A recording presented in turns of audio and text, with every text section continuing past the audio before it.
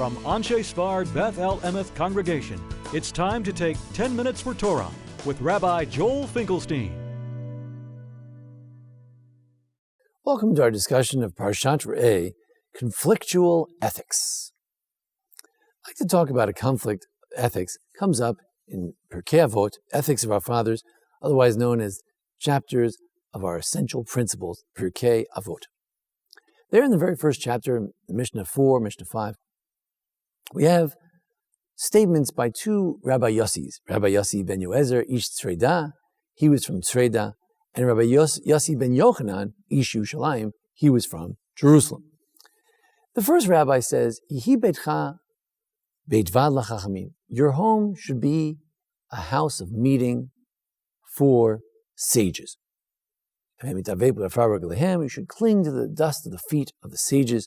You should drink with thirst the words of the scholars. That's Rabbi Yossi number one. Rabbi Yossi number two, who was a partner of his, they were the next generation after Antignos Isocho. They were the fourth generation of these scholars mentioned here in the Second Temple period. He comes and he says, his teaching, if he had a couple of things that he used to say, he said, your house should be open wide. But the people who should live there, on a more permanent basis, should be the poor. And al tarbesi chayim ha'isha. If you have an open house, you have to be careful about modesty and the intermingling of genders. You don't want wrong things to happen. Now the question is, do we have a debate here? Usually when you read Pirkei Avot, you say, no, there's no debate. One rabbi says, it's nice to have rabbis in your house. The other rabbi said, it's important to have an open home, especially for the poor. They're not arguing. Mar marchada. One said one thing, one said the other. They're not arguing. Each would agree that the value of having guests or having rabbis. They're just sort of saying different things. Well, let's take a digression for a moment and let's look at this, a verse which appears, it appears in Parshat Ekev, it appears in Parshat Re'eh, it appears in Parshat Kitavo, and it appeared also in a different form in Parshat Va'etchanan. And that is the idea of walking in God's ways. Here's a verse, for instance, from this Parsha. After the Lord your God, should you walk? Should you go? Him you should fear. You should worship his Torah. And you should cling to him. These expressions, walking after God, or the other verse in Kitavo that says you should walk in his ways, these verses have triggered a certain type of midrash, as has the expression uvo tidbak, or vo tidbakun, or atem edvekim b'Hashem Elokechem, various times in the Torah where it says you should cling to God. These expressions have triggered the following question, both in the Talmud and the Midrash. How can you cling to God? How can you walk after God? After all, God is a consuming fire, or God is in heaven. How can you cling to him? And there are many answers. Two basic answers have been given. One is that you should be like the ways of God. You should be the type of personality that God has. Namely, you should be merciful, kind, forgiving. The second, you should do things like God does.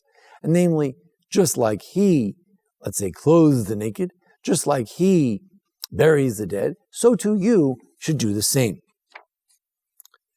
However, there is another tradition, particularly in the expression uvotid bakin, or votid bakun, or votid bak, this expression that occurs over and again, that you should cling to God. There, sometimes the interpretation is a different interpretation. And that is that, as Rashi mentions, and the Rambam mentions, and codifies as one of the 613 mitzvot, and the Sifri mentions it, Hidavek b'chachamim u'talmidehem. You should cling to the scholars. You know what you should do to walk after God, to cling with God? You should go get close to the scholars. You can't get close to God. That's difficult. Maybe there's some who can truly close their eyes and get close to God. But you know what you can do? You know what the average person can do? You can get close with some rabbis, some scholars, some pious people. That is something doable. You can do it. You can cling to God in that kind of way. So we have then what the Rama would describe, and the Smak and others in his footsteps, as two separate mitzvot. A mitzvah to cling to God, as in clinging to the scholars, and a mitzvah to walk after God, walk with God, or walking in His ways, which is to be nice like He is, to be kind like He is, and to do acts of kindness such as burying the dead, visiting the sick, etc. One could suggest, now going back to our Mishnah in Pirkei Avot, that really they're trying to address the question of what does it mean to walk in the ways of God. Yossi ben Yoezer Ish Tzreida says, you want to walk in the ways of God, you want to cling to God, make your home open to all. God provides for all, you should provide for all. The Gemara says that the Gedola Hachnasas Orchim Yoser Mekabalos Be'ashchina, the Gemara in Shabbos Kuf Chav Zayin 127a says that having a guest is greater than receiving the divine presence. You want to get close with God, have guests, have an open home, be that kind of person. That's how you walk in the ways of God and you cling to God. Comes Yossi ben Yochanan and says, no, there's a more fundamental interpretation of the other way around. Rabbi Tzreida said that the main thing is, Rabbi Tzreida said the main thing is that your house should be open to sages. That's how to cling to God. Do we cling to God primarily through getting close with rabbis, sages, Torah? Or do we get close to God by being like God, doing kind acts of kindness? After all, these are two ways of being Jewish. To study more, close with the rabbi, or to do acts of kindness. These are both ways of clinging to God. Perhaps this Mishnah is basically the question of what is the essential interpretation of uvotid bakin. Rashi in one place says uvotid bak means that you should cling to the scholars. And another place he said it means that you should be like God, that you should also, that you should be like God in the sense that you should be gomel chasadim, kover metim, vaker cholim, that you should visit the sick, bury the dead, do acts of kindness, just like God did. And it's a question, what does it mean to cling to God? This is a debate. I would suggest that this debate between the Yossis, the Rabbi Yossis, is a debate as to what is the essential clinging to God. As the Shemi Shmuel sort of said, he said, the Midrash Shmuel, the Rav Shmuel du Zayda commentary on Pirkei Avot, he said, Shimon HaTzadik said the world stood on three pillars: Torah, Avodah, that's worship of God, and Gemilut Chasadim, acts of kindness.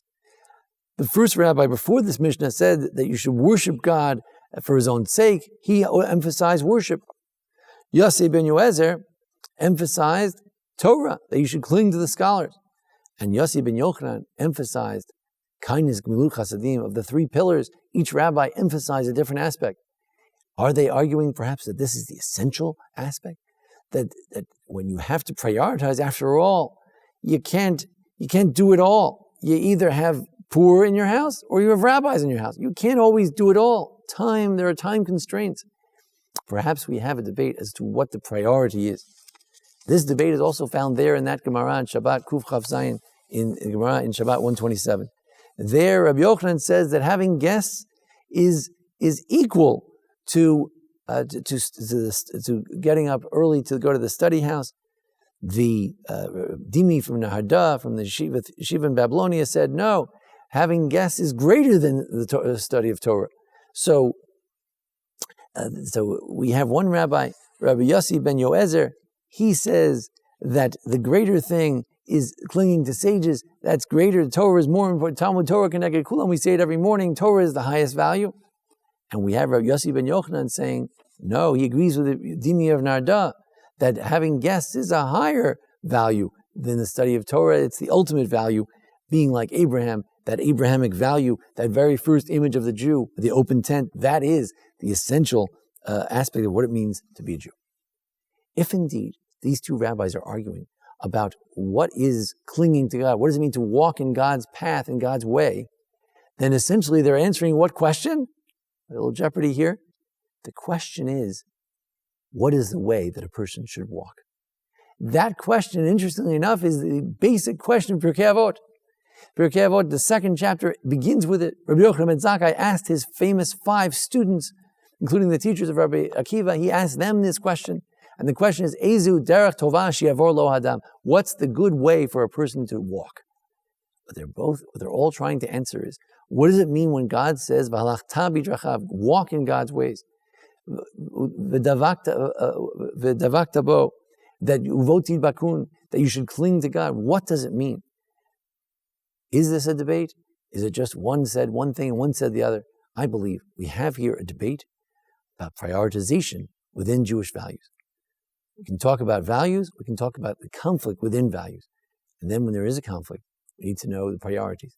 We have here a debate as to what to prioritize. The truth is, we need to do both as much as we can. They are each values. We need to decide, in general, what is the greatest priority in our lives? Act of kindness and close to the rabbis. Ultimately, the goal in both is the same, to get closer to Ribono Shel Olam, to the Master of the universe. Thank you for joining us here at the Anshe Sephardi Beth Elameth Congregation for our discussion of Pirkei Avot and Parshat Shavua, Parshat Re'eh. Join us each week for our discussion of the Parsha and various holidays. Also, take a look at our how-to videos as well. Thank you. This has been 10 Minutes for Torah with Rabbi Joel Finkelstein. To learn more, visit ASBEE.org.